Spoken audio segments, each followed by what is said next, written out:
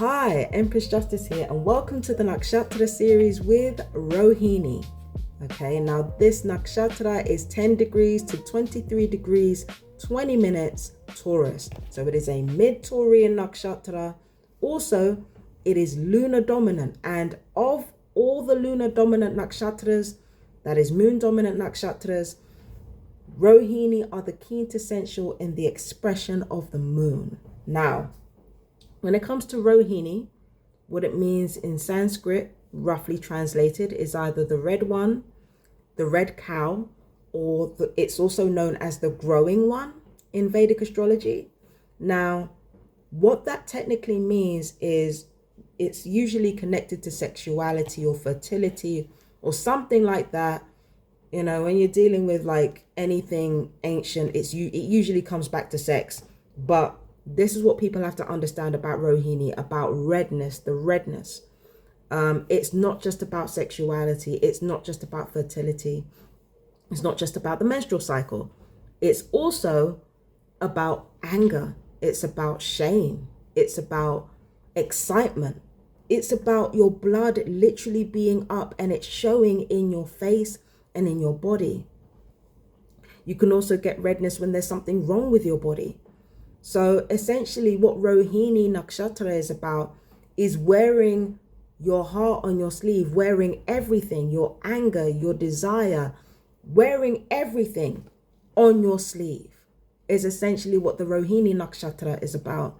And it's such an intriguing Nakshatra. I can't wait to get into it. Now, when it comes towards Rohini in their younger years or Rohinis that are largely unevolved, they can see aggression as play. This is the thing. Rohini can provoke people, right?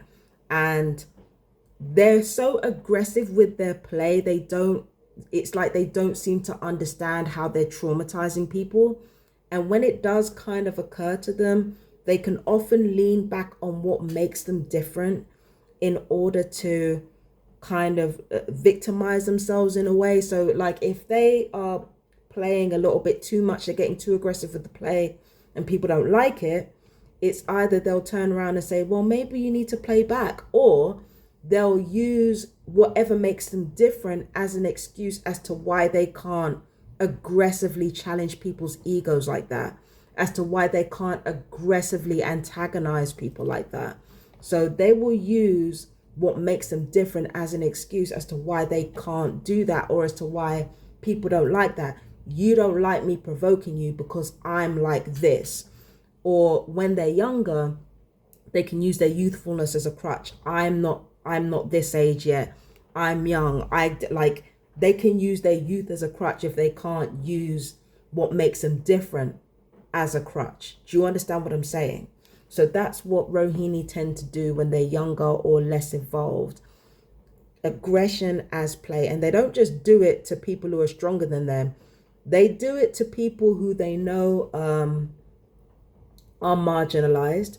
They tend to do it to people that they know that they can provoke emotionally, that they know whose egos are more likely to be fragile. And they tend to do it at the wrong time as well. So it's like they constantly do that. It never occurs to them that it's not good practice. It never really occurs to them until they get older or become more evolved and their priorities change. But essentially, they just want attention. A Rohini person just wants attention when they're like this. It's just that it doesn't occur to them that redness, getting somebody red hot is not the same as getting attention. Sometimes you can get attention without being violent or without being relationally aggressive or even physically aggressive. You can get attention without that. But yeah, quite often an unevolved Rohini doesn't understand that, and like a child or younger Rohini doesn't understand that, which is why they can often mistake the strongest and most powerful emotions within a person for attention or even for love and devotion. Because remember, Rohini is here to learn how to attract devotion from other people, and they're thinking that the way to do that is to get people what? red in the face. So that's what they're looking for. They're looking for devotion. They're looking for attention. They're looking for love, but they think they can get it through aggressively provoking people. And when they don't get love that way, which is not a surprising thing, they can often victimize themselves with their own differentness, uniqueness, or youth. Now, as a Rohini gets older or becomes more evolved, they do become more dominant.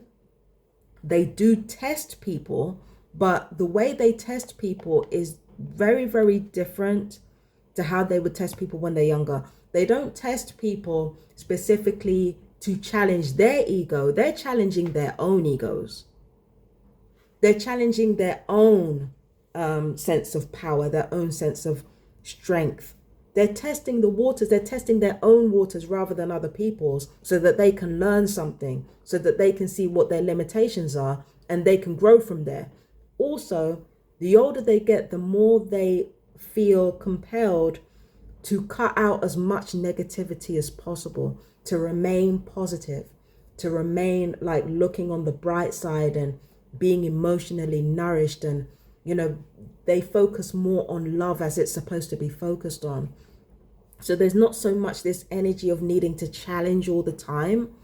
Now they're like, no, I want to bring more positivity into the world. I want to challenge a world that wants to make everybody miserable. So Rohini can kind of become a bastion of like bravery and courage. So they go from being a bully kind of to being courageous and brave and being, you know, focused on using their dominant strength to actually help the world rather than just walking around creating chaos all the time.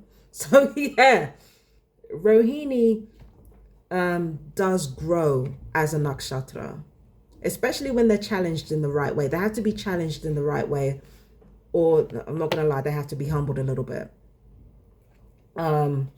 So Rohini is also a very favored nakshatra.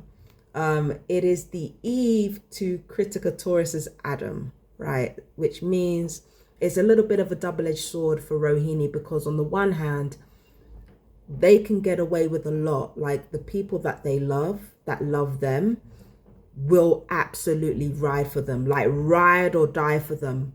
But at the same time, Rohini Nakshatra can find itself being hurt by the same people that love them the most, which is, oh, that's ugly. That's kind of ugly, but that's not Rohini's fault.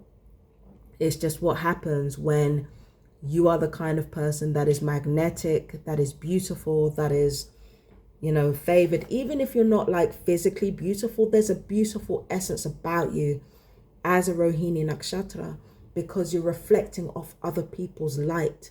That's why when you approach people, like, you're liked, you're immediately liked. But the catch-22 of that is that the people who love you most, the people who ride for you the most, are also the people who can sometimes cause you the most pain when you're a Rohini Nakshatra. So being the favorite wife has its drawbacks. It doesn't just attract jealousy from other people. It can also attract like a sort of aggression and a need to control and a need to restrict within the very people that are supposed to love you. So yeah, that can be really difficult for a Rohini to deal with. It can be really it can be difficult. Can be difficult for a Rohini, but as they get older, they will learn to be brave, and they will learn that love and anger are not the same, that they don't have to accept that type of bullshit from anybody, but they also don't have to inflict it on other people either.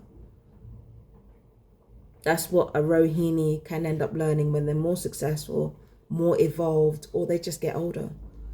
They start to make the distinction between, you know, devotion, receiving devotion, and receiving obsession or fixation or cuteness aggression. It's like they start to understand aggression and love are not the same. Aggression and desire might be, but not aggression and real love and real devotion. So yeah, that was for my beautiful Rohini. I've been Empress Justice. I will see you for Magashirsha. Take care. Peace and blessings. Bye bye, my darlings.